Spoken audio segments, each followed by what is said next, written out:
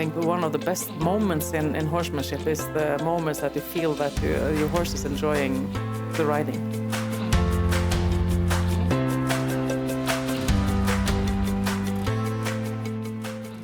Hi, my name is Mette Moe Mannseth and I'm a master trainer and head riding teacher at Hólar. I also breed and train horses here at Þúfur. Horses was always like a dream for me. I really wanted a horse, so it was on every Christmas wishing list. It was the first place was a horse, second place was a pony. My first memory of the Icelandic horse is from a valley outside Oslo. I was going between stables, trying to get to be around horses, working to mucking out the stables to be able to ride and maybe brush some horses. And on my way to between stables to get like more things to do, I saw this horse in really fast tempo with a lot of mane and a lot of hair, and I just followed it.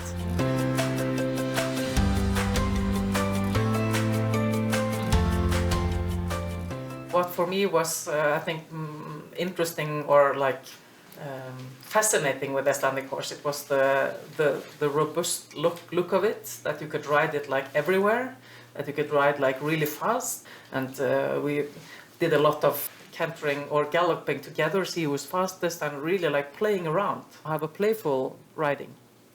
For me at that time when I chose the Icelandic horse, it was not a question of riding in circles very much. I would probably stop riding if I had to do that.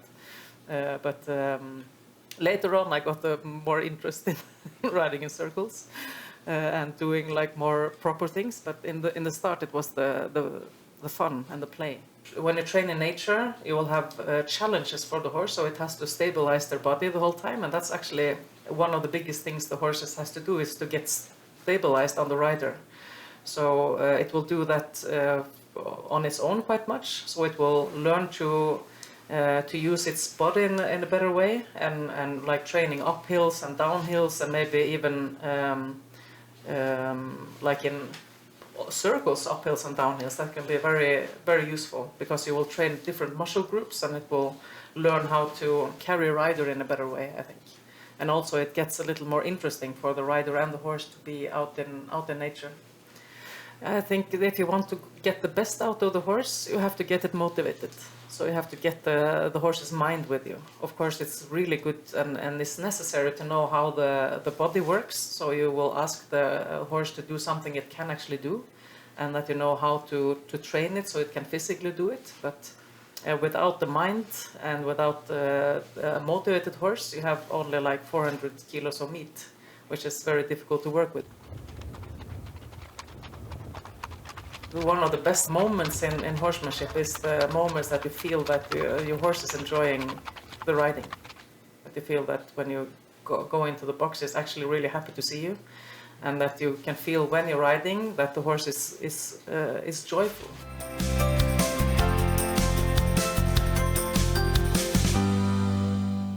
I work at Hólar University. I'm the head riding teacher there, and I've been working there now for 20 years. And that's a long time, but I really enjoy it, and it really helps me it helps me to become better. I think that was maybe the first thing, because when you have to analyze riding the whole day and you work with a lot of really expert people that bring you further on, that makes you better. Also, I enjoy very much doing different things. I'm not very good at doing like only one thing, so the changes that are in the job, that's also very developing. Through time, you also can see that you have, because we have really good students that will make a lot of themselves after they finish, and they will have a big influence in the Icelandic horse community and the Icelandic horse riding style. So you can also see that you can have a lot of influence in how things are developing. A couple of years after I started to work there, I actually started to think about if this was something that I could do for the rest of my life, like a profession. So I went to my boss, Víkingur Gunnarsson, and he told me what I should do, and that was to take more teacher education from the University of Akureyri, and to take the master's test from Félag Tannigamanna. because it was very few people that had that test, and it was I felt that I was aiming really high with it. I like to do that. I like to take on challenges, so that's one of the reasons I did it. And I realized that I really had to do a lot of work to be able to do it. You had to have really, really good trained horses that you knew well. So I trained my own horses, and then I took the test, and that was of course very demanding, but it was a very good feeling when it was finished. And it has had a lot of meaning for me to have done that.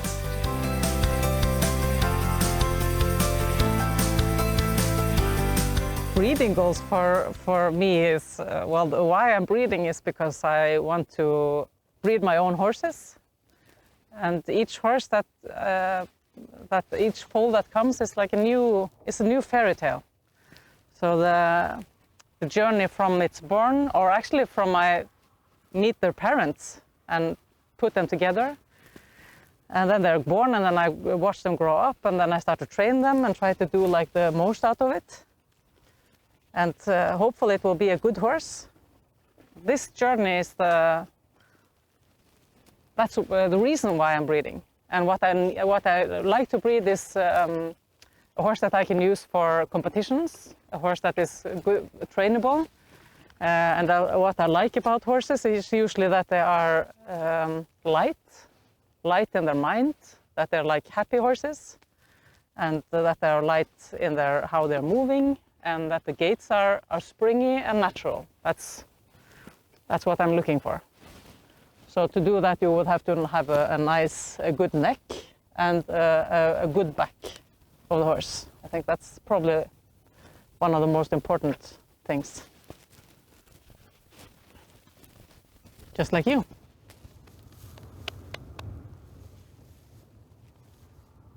Here are my old friends, the mares that I have been at some point training. Now they are breeding mares, and the foals are coming, and it's so exciting to see them when they're born and how they develop, how incredibly fast they are to learn how to run and to stand and to do everything a horse can do actually. So they will show you all the gaits, and it's very interesting to see also how they are like using the gaits through the nature. And then also the curiousness is of course really, really exciting. A little bit shy, a little bit curious. Probably one of the most important things, the curiousness of the horse that we need to take care of, that it dares to be curious, because it's much easier to train a curious horse than a horse that doesn't want to figure things out.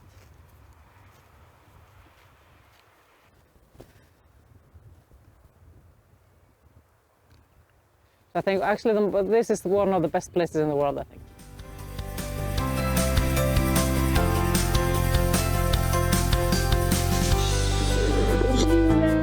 Þessum A-flokki gæðinga hér á fjórðungsmóti 2021 í Borgarnesi eru þau Mette Moe Mannseth og Kalsi frá Þúfur með einhverjuna 8,86. Innilega til hamingju knappar, þetta voru stórglæsileg úrslit. The reason why I compete is to improve myself and to have goals. They are really important, I think. It will make you aim a little bit higher, and it will make you do the things that, instead of waiting, and you just go and do it. And that will make yourself better, and it will make your horse better and stronger. If you want to be a really successful competition rider, I think you need to have really the passion for horses. I think the interest has to lie within the training and within the horse, and not actually in the championship. It's a bonus, and it's a good way to keep me like going forward, which I enjoy. But it's really the road there. It's the daily training with the horse. It is the start from like a 3-year-old horse that you start to train and to see the development, and then at some point bringing it to a competition, which is sort of a test for yourself, how your training is going and how well you're doing. So for me, I think that is I think you cannot have I think it's difficult to be a good competition rider if the prizes is what you're mostly seeking. I think you have to have the passion in the daily work.